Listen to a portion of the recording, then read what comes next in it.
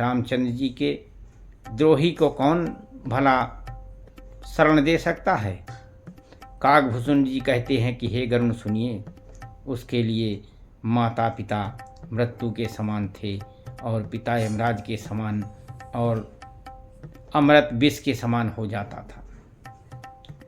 तो फिर क्या किया उसने, मित्र करय सतरी पुकय करनी, ता कहूँ विबुध नदी बैतरनी, सब जगता ही अनलहूँ ते ताता, जो रघुवीर विमुख सुन भ्राता। मित्र सैकड़ों शत्रुओं की सी करनी करने लगता है और देव नदी गंगा जी उसके लिए बैतरणी यमपुरी की नदी हो जाती है। हे भाई सुनिए, जो रघुनाथ जी से विमुख हो जाता है और समस्त जगत उसके लिए अग्नि से भी अधिक गर्म जलने वाला हो जाता है। तो लेकिन ऋषियों मुनियों के हृदय में देखिए कि कितनी कोमलता है। जब नारद देखा विकल जयंता, लागी दया कोमल चित संता, पठवा तुरत राम पाहि ताहि, कहेस पुकार प्रणत हित पाहि। नारद जी ने जयंत को व्याकुल देखा तो उन्हें दया आ गई, क्योंकि संतों का हृदय बड़ा कोमल होता है और उन्हें उसे समझाकर तुरंत राम जी के पास उन्होंने भेज दिया और उसने जाकर के पुकार कर कहा कि हे शरणागत के हितकारी, मेरी रक्षा कीजिए, मेरी रक्षा कीजिए।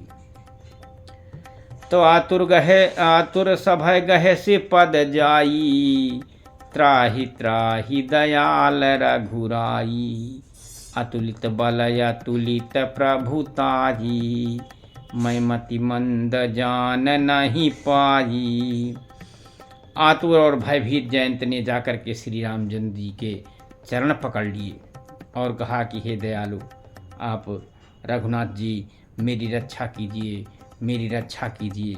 आपके इस महान बल को और आपकी अतुलित प्रभुता को मैं नहीं जानता था, इतना मेरा सामर्थ्य नहीं था कि मेरी मंद बुद्धि यह समझ नहीं पाई।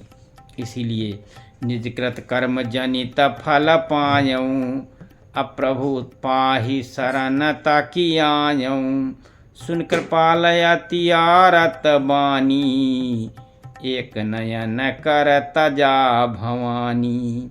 उसने कहा कि जो है हमने बहुत अपने किए हुए कर्म से उत्पन्न हुआ जो फल है वो मैंने पा लिया है, और हे प्रभु आप मेरी रक्षा कीजिए। तो भगवान राम जी ने उनके जो है जो दयालुता दिखा करके उसको इतनी सजा दी कि उसको एक आँख उसकी त्याग दिया। सीताराम राम राम, सीताराम राम।